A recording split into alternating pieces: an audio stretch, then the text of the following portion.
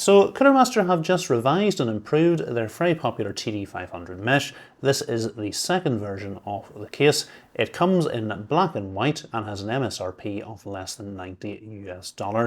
And for a case that looks this good, that seems like an absolute bargain. So should this be your next case, let's dive in and take a closer look.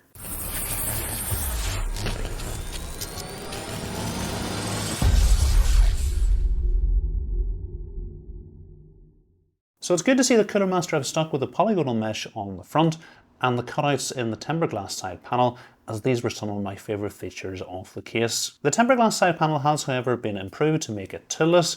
There's a thumb screw at the back you need to remove, and then the panel can simply be pulled out from the top and lifted away. The other side panel has two captive thumb screws at the back which needs to be loosened, and then it can be pulled backwards and lifted away. Taking a look at our front I/O, it's great to see we've now got a front panel Type-C connector, as well as the two USB Type-A ports. As well as this, we've got a power button, a combined headphone and microphone jack, and a button to cycle through the ARGB effects on the case's built-in ARGB controller. On the top of the case, we've got a magnetic dust filter which can simply be pulled away. The case's front panel can simply be pulled out from the front. With the front panel removed, you can see the three CF120 ARGB fans that are pre-installed at the front. If you prefer, you can mount up to two 140mm fans, or up to a 360 or 240mm radiator at the front. If we take a closer look at the bottom fan, you'll notice it's secured with plastic pegs rather than being screwed in from the back like the other two fans. The reason for this is the power supply shroud can get into the way of screwing the fan in from the back, and Cooler Master have thought about this. At the top of the case, the fan and radiator support is exactly the same as the front, up to two 140 or three 120mm fans, and up to a 280 or 360mm radiator. At the rear of the case, it's up to 120mm fan or radiator. In terms of motherboard support, the case will accommodate motherboards up to 8ATX in size, and if you want to go with an air cooler for your CPU, you'll be pleased to hear you can fit a large premium cooler with a maximum height of 165mm being supported. In terms of graphics card support, we've got 7 horizontal PCI expansion slots, and you're going to be able to fit a large graphics card in this case, with graphics cards up to a maximum length of 410mm being supported. On first looks, you might think that Cooler Master have got rid of the cutout for the power supply, but all they've actually done is add a plastic cover over the top of it. The idea behind this, if you get a really cheap power supply that you don't want to put on display, you can leave the plastic cover on. If you've got a really premium power supply, it's a simple matter of just pushing the plastic cover from the back to remove it. To make sure you don't lose this can be clipped onto the main body of the case over to the right hand side of the motherboard. To give us improved access during the build and simplify the process of installing our I/O at the top of the case, the top panel is removable and simply held on with two screws. Moving into the rear compartment, it's good to see we've got cutouts in all the right places, and the three main cutouts over to the right hand side of the motherboard have rubber grommets on them. We've got plenty of cable tie down points, and in terms of cable routing space, this is up to 19mm. The case comes with a built-in fan/ARGB hub, and you can see the front three fans are already plugged into this. Although we've still got space for an additional two ARGB devices and a single fan. It is important to note that the fan headers on the controller have 3-pin connectors on them, and as well the fans in the front of the case also have 3-pin fan connectors, meaning you're going to have to run them in DC mode rather than PWM mode. The controller has both motherboard support for fan speed and ARGB. It's just a simple matter of plugging the 3-pin connector into a fan header on your motherboard to allow the motherboard to control the speed. And if you want to sync the controller up with your motherboard, you need to plug the 3-pin 5V ARGB connector into an ARGB header on your motherboard. While if you want to use the button on the front of the case to control the ARGB, it's important you don't plug the ARGB header into your motherboard, because once you do, it will just sync up to the motherboard and the button in the front of the case won't work. If you don't install the ARGB cable into the motherboard, you're going to be able to press the button on the front of the case to cycle through the case's built-in ARGB effects. In terms of drive support, we've got two dedicated 2.5-inch drive mounts behind the motherboard, and I really love the mounting mechanism that Cooler Master use here. There's a little rubber grommet to push into the holes.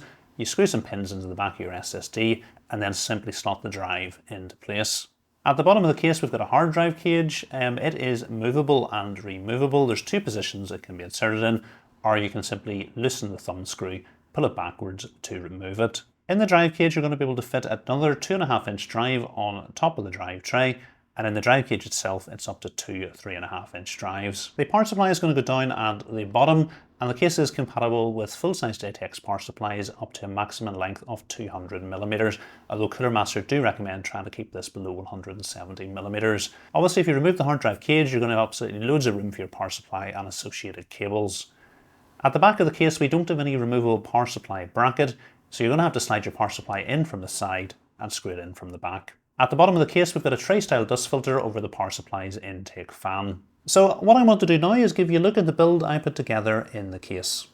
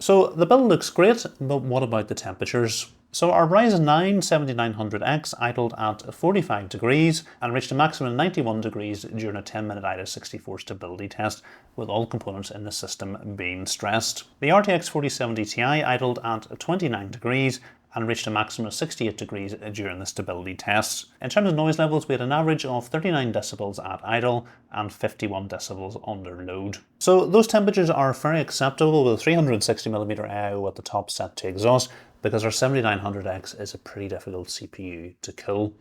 So now I want to come on to my experience of having built in the case, and in general everything was really good and it was really straightforward to build in this case. There is a couple of wee things I do want to point out because I think they are important.